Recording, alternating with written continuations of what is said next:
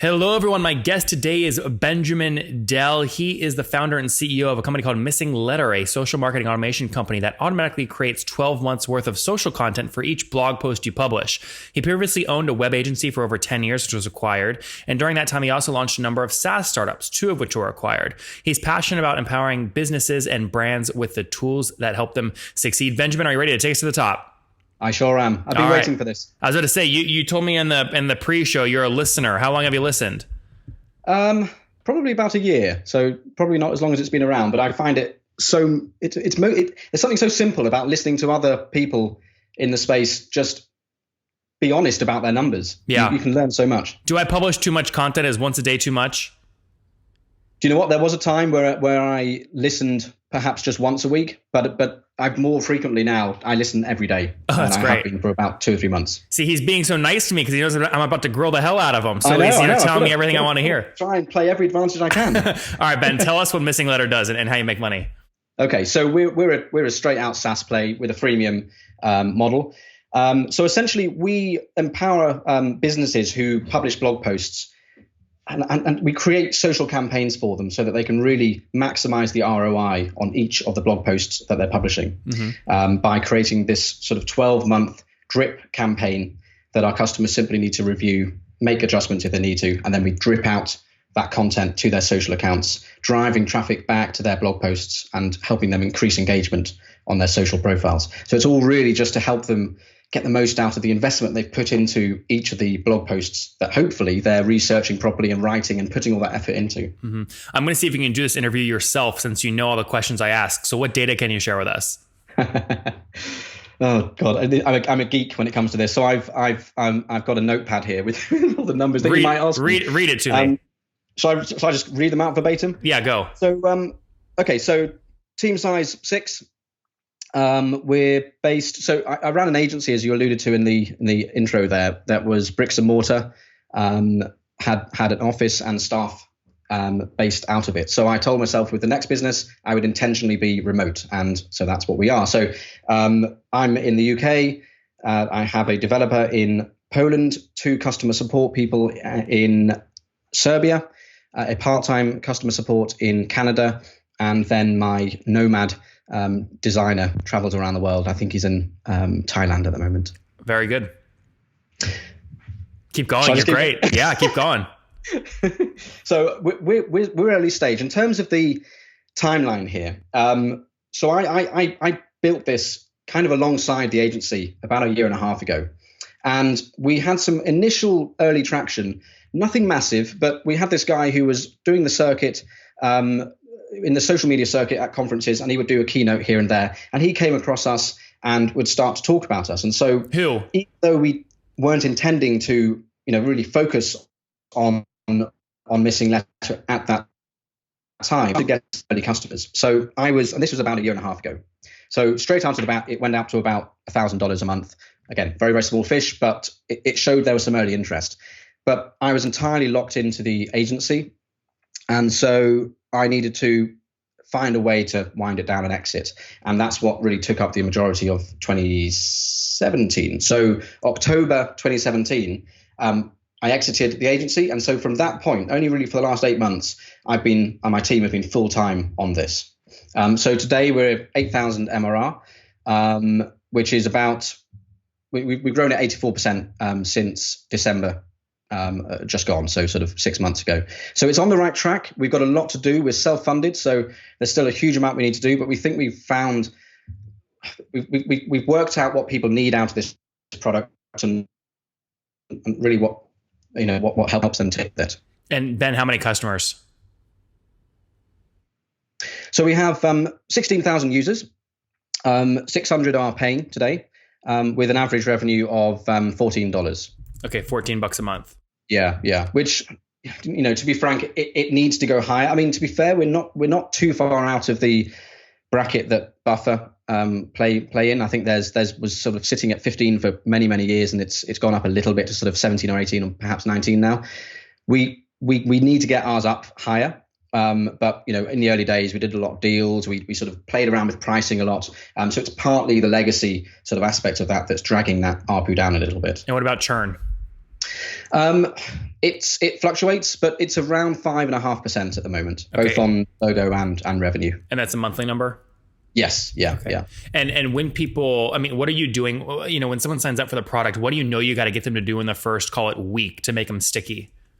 So it really comes down to approving that first campaign. It's all just theory until they can see the magic of a campaign and how it's turned that blog post into a sequence of optimized social content. So that's really the key thing. If we can get them to do 2 or 3, then that's really going to nail the chances. Mm-hmm. And what about CAC? What are you paying to acquire customers? Yeah, this is the one I've always struggled with. So we experimented with paid acquisition mostly on Facebook, and we're self-funded. We're not profitable yet. So we have had to play the really cautious game.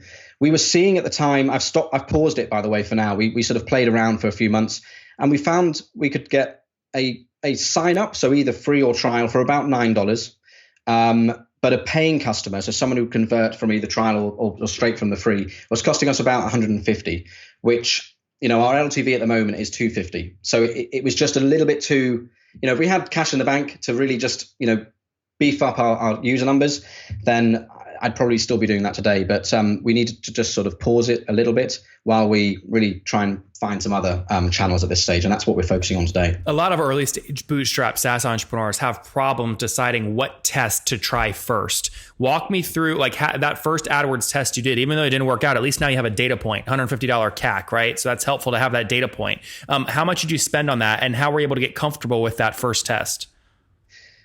So comfortable in terms of a budgeting sense, it's just about sandboxing it and you know, coming up with a budget that you fix to each month. And for us, it was stupidly small. It was like $500, I think, a month, and we ran it for about 4 months. I think, in fact, we did it for 3 months and then had a break and then started it again to see if we could get anything else out of it. And we kind of saw the same results, so we paused it again.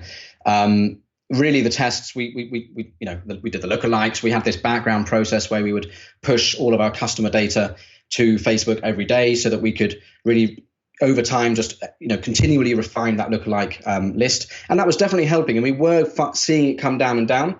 I just needed to make some tough decisions to really make sure that we weren't burning our runway sort of too aggressively. Yeah. How are you funding it right now with $8K and monthly recurring revenue and 11 or 6 employees? That's barely enough to cover salaries. Or like, are you not paying yourself? Yeah, I mean, I do pay myself. Unfortunately, I'm 36. Sorry, that's a question for the end, I know. Yeah. But I've got kids at school, and you know, so I'm not a 21-year-old kid anymore that can afford to work on nothing. So yeah, there are costs. So it's largely self-funded. I did exit the agency last year and a SaaS business about a year before that. Nothing massive, but enough just to give me a bit of cash in the bank, just to sort of keep us through. And we're not too many months away now from profitability if we maintain our month-on-month growth. How much of your own money have you put into the company? I would say it's less than 100. Okay, fair enough. That's good. Good. So how do you? I mean, what I was like thinking about in companies like yours is like, how do you use this to, you know, build a lot of wealth for yourself, right? And there's many different ways to do that. How are you thinking about, again, generating additional wealth for yourself through this company? So I do plan to exit. That's something that we're actively working towards at some point. We're very far off that today, but we've got a view that within 3 to 5 years we can grow it to a considerable point, or a point that at least is going to give us that wealth that we can then, you know, move on. For my sins, I'm an ideas guy. I'm always thinking about the next idea. So you know, if we can exit and have some, you know, sizable amount of money in the bank to then focus on the next one, that is the long-term view. Today, we think we've got a really, really interesting challenge ahead of us, a really fascinating problem, and a market that is, you know, is showing us that they need this product. There's still a huge amount of opportunity on the table. If you look at ConvertKit, they're going after, you know, different products, of course, but they're going after a very, very similar market, and they've seen massive growth, primarily through their affiliate channels and everything else. So there is still a lot more opportunity on the table that we're really excited about. How many customers are you, and new customers are you adding every month? So new users, about 500. New customers, new paying customers, about sort of 70 to 80. 70 to 80. Okay, and you're at 500 today. Okay, so healthy growth. That's good. Very good. If somebody offered you $200,000 today to sell the company, do you sell? No. Well, yeah. So in your mind, you've kind of come up with a number of like, you want to get it at least this big to sell for at least this amount. What's that number, and why is that number important to you? Yeah, so 2 million minimum is where it would need to be. It's multifaceted. One, there is an opportunity here, and I can see where this can go. So it can go way beyond that. So we need to at least prove we can get it to a stage. Secondly, an options pool with my staff for a couple of them, and I want to make sure that they get something meaningful out of this as well. But quite frankly, where I expect the business will be in a few years, after we've really explored and solved the problems that we think are there to be solved, that's where I would expect it to be, quite frankly. But it's a difficult one to call, really. All right, Ben, good stuff. Let's wrap up here with the famous five. Number one, what's your favorite business book? Carnegie by Peter Crass, Andrew Carnegie from the robber baron era. Is it what is that? His biography? Yeah. So it's a biography. Really it's just called Carnegie. Yeah, it's called Carnegie, and it's by Peter Crass. Number two, is there a CEO you're following or studying right now? Yeah, I mentioned him before, or the company, Nathan Barry from ConvertKit. Yeah, that's great. He was. Let me see if I can pull up quickly his interview he was on recently. Convert. Here it is. Because of course he's on the Baremetrics Open initiative, so he's sharing all his numbers. He is. It's fascinating to watch. We got some numbers, thankfully, that they do not show on that. Like he's generating 240 grand in revenue per employee right now, which is above the average of 137 grand in revenue per employee. By the way, guys, when you want to look up data like this, this is what I'm doing right now. You go to getlatka.com, and in the upper right, you type the company name, and it'll pop up all this data. So, anyways, yeah, Nathan Barry's a great guy. Number three, is there a favorite online tool you have for building the company? It's Profitwell by Price Intelligently. Yep. Also a great tool. Number four, how many hours of sleep do you get every night? Between 6 and 7, so 6.5, I suppose. And what's your situation? Married, single, kiddos? Married, 3 kids. And you said you were how old? 36. 36. All right, last question. What do you wish your 20-year-old self knew? I was thinking about this, and I think one thing I would tell myself is that a constant that you can guarantee throughout your life is that you are going to get bombarded with advice, either solicited or not, from people who have the best intentions. And at the end of the day, you have to build up an intuition of your own. And invariably that's just through testing and actually doing yourself, not just reading, but actually going out there and doing it. So the advice would be just experiment more, be bold, and see what works.